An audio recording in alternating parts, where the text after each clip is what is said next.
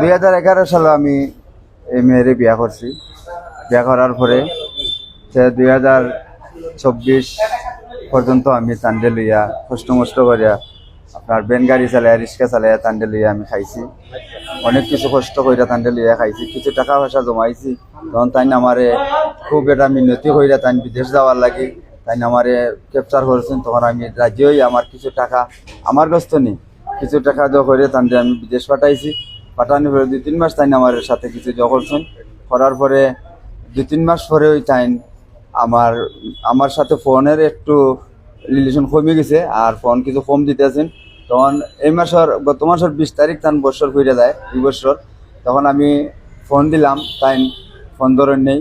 4-5 দিন গেছে আমার সাথে কোনো ফোনের কোনো যোগাযোগ নাই। 2 তারিখ তাই দেশও আইসেন। দেশও হওয়ার পরে 16 তারিখ তাই আমারে 2 তারিখ দেশও হওয়ার পরে তাই ফোন দিছেন। গেছে মাসের 2 তারিখ 12 তারিখ আমারে ফোন দিছেন, ওই নম্বরটা খুললা কইছেন আমি 16 তারিখ শনিবার না কিবার আসলো এবারে আইবা, 12 তারিখ আইবা। তখন তাই 12 তারিখ না আইয়া তাই আইছেন আপনার 12 তারিখ ফোন দিছেন। ফোন যা কইছেন আমি আজকে 12 তারিখ আইতে পারতাম না, শনিবার 16 তারিখ আইব। তখন তাই 16 তারিখ আইছেন বাসাত আওয়ার পরে তাই আমার সাথে রাব বাসা শুরু হয়েছে। মানে দুনিয়ায় যেতা না এরকম বাসা তাই আমার লোক করতেছে।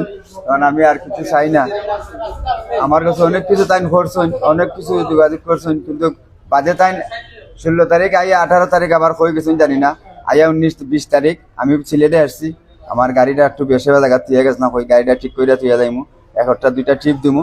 তখন তাই 20 তারিখ 2টার সময় আমার কাছে হঠাৎ ফোন আইছে, মালিককে ফোন দিছে, যা বলছে যে এই তাই তো মাল সামানা সবটা নিয়ে গেছেন। তখন আমি গিয়ে দেখি আমার ঘরের মাল সামানা বা আমার কিছু জিনিসপত্র আসলো, আমার আইডি কার্ড বা দেওয়া আসলো, আপনার এই আইডি কার্ড বা কিছু দরকারি কাগজপত্র আসলো, এগুলা সবটা লইয়া তাই আমার বাসার সম্পূর্ণ সব কিছু, মানে বাসার যা মাল ছিল পানি সব।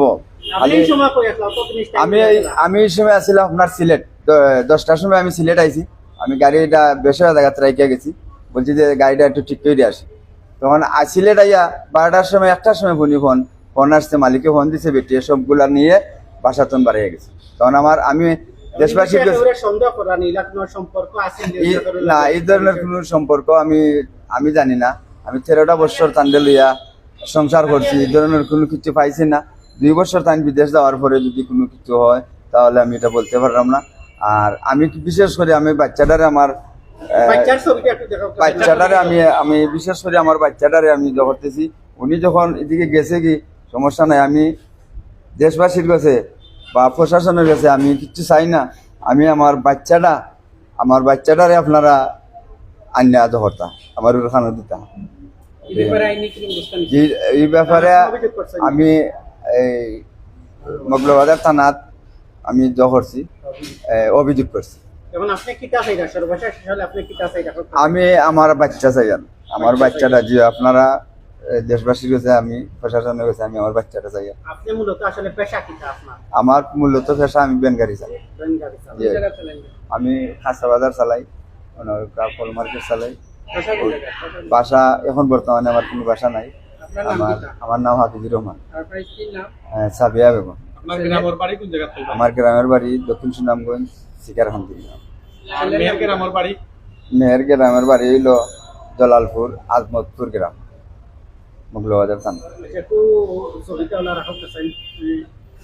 দর্শক ও দেখতে পারা তান যে ছেলে বয়স কত হইব? বয়স ছেলের 11 বছর রানিং চলে বয়স।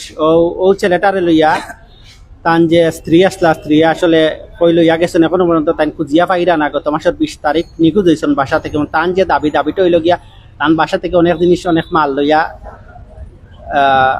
তাই আসলা শহরও তান খাজে আর ও ফাঁকে দিয়া আর কি তান যে লালপুর যে বাসা আছে বাসাত সবটা লইয়া মানে ও স্ত্রী ও বাচ্চারে লইয়া গেছে। তো মূলত হইল গিয়া এই যে বাই দেখরা আপনারা তান ওয়াইফে তাই একটু সুখ শান্তি লাগি বিদেশ পাঠাইছিলা তান ওয়াইফে। মহিলা 2 বছর সৌদি আরব আসলা। সৌদি আরব টাকার পরে গত মাসের 1 তারিখ দেশে আইসলা, 2 তারিখ দেশে আইসলা এবং 20 তারিখ মানে দিনও আর কি বাসা থাকি অনেক জিনিস লইয়া জানি না 16 তারিখ আমার বাসায় আসছেন অতদিন কোথায় আসিলা না আসিলা তাই জানি না, তবে 16 তারিখ আমার বাসায় আসছেন। আসার পরে 16 তারিখ বাসার আবার পরে 17 18 তারিখ আবার তাইন হয়ে গেছে লাগে 19 তারিখ থাকি আবার 20 তারিখ আসছেন।